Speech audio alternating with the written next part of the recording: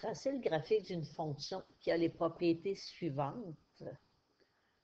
Donc, on pourrait mettre notre code de couleur pour nous aider. Donc, sur l'axe des X,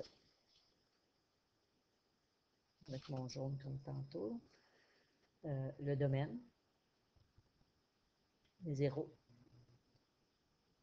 croissance, décroissance, et ce qu'on doit tenir compte pour l'axe des Y, image, maximum, minimum, ordonnée à l'origine. Donc, ce que vous pouvez faire et qui n'est pas nécessaire, votre domaine vous limite. On vous dit que les valeurs de X commencent à -3. Fait que vous pouvez faire un petit rectangle, pâle. Puis le plus haut qu'on peut atteindre, c'est 4. Le plus bas, -4. Donc, on pourrait se faire un rectangle qui va de -4 à 4 en hauteur et de gauche à droite de -3 à 15. Donc là, j'ai un petit problème avec le logo de ma version que je ne peux pas faire disparaître.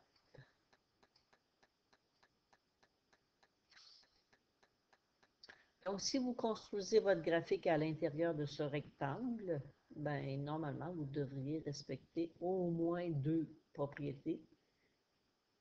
Donc, il faut toucher au point à gauche à -3, il faut toucher à droite à 15. Le plus bas, il faut au moins toucher une fois à -4 et en hauteur au moins une fois à 4. Après, vous allez aller placer vos points sur les axes. Donc, sur les axes, on a des points importants. On a sur l'axe des X, les zéros de la fonction. Fait que je sais que ma courbe, il faut qu'elle touche à -3, à 3, à 9 et à 15. Parce que les zéros de la fonction, ce sont les valeurs de X quand Y vaut 0.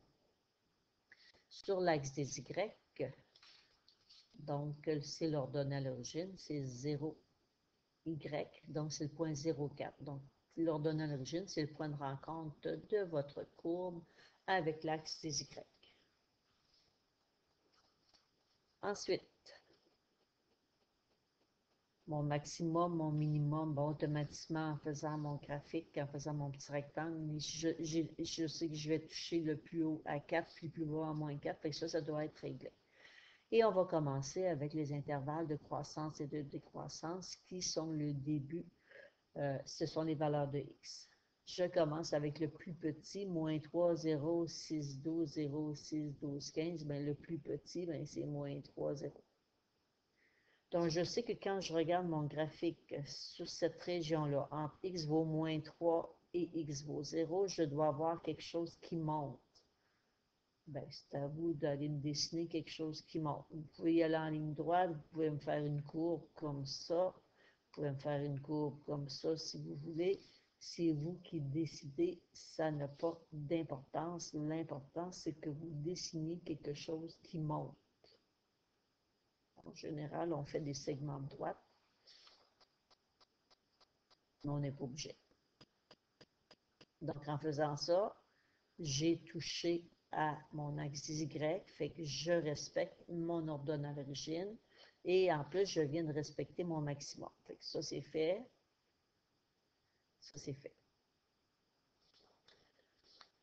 Et je continue dans l'ordre. Je suis rendu à X vaut 0, ben, je vais aller faire 0,6.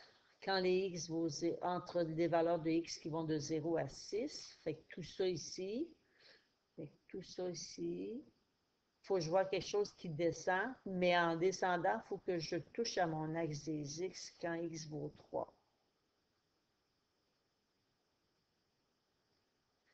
Et je sais que j'aurai un minimum à atteindre, mais je vais le faire atteindre tout de suite.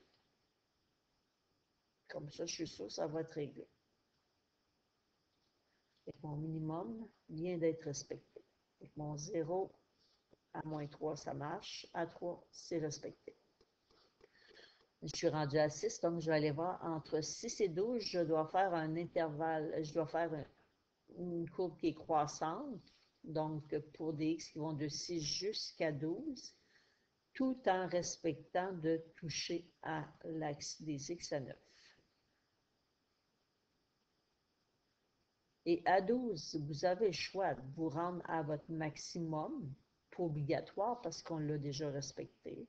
Fait que vous pouvez, là, je vais effacer, on peut dire, ben, quand x vaut 12, je vais me rendre à 4. Ça serait bon.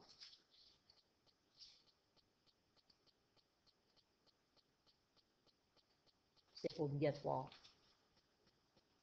Vous pouvez dire quand x vaut 12, ben, moi, je vais me rendre à 2. Vous avez le droit. J'aurais pu aller plus bas aussi. La seule chose que je ne peux pas faire, c'est de rester sur l'axe des x, parce que là, je n'aurais pas juste un zéro pour ma fonction, j'aurais tout ça qui serait des zéros de ma fonction.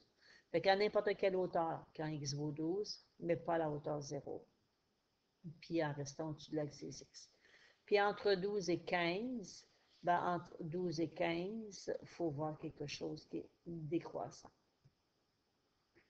Et avec ça, j'ai respecté toutes mes propriétés qu'on me demandait. Fait que c'est à vous après de réviser. Est-ce que votre graphique touche à l'axe des x à, pas à l'axe des x, est-ce que votre graphique commence à moins 3 et se termine à 15 sans nécessairement être sur l'axe des x? Dans notre cas, nous, oui, parce que ce sont des zéros de notre fonction qui doivent être respectés. Est-ce que mon graphique part de la hauteur moins 4 pour se rendre à la hauteur 4? Oui, le plus bas c'est moins 4, le plus haut c'est 4. Et vérifie, est-ce qu'on a toutes les caractéristiques qu'on devrait avoir.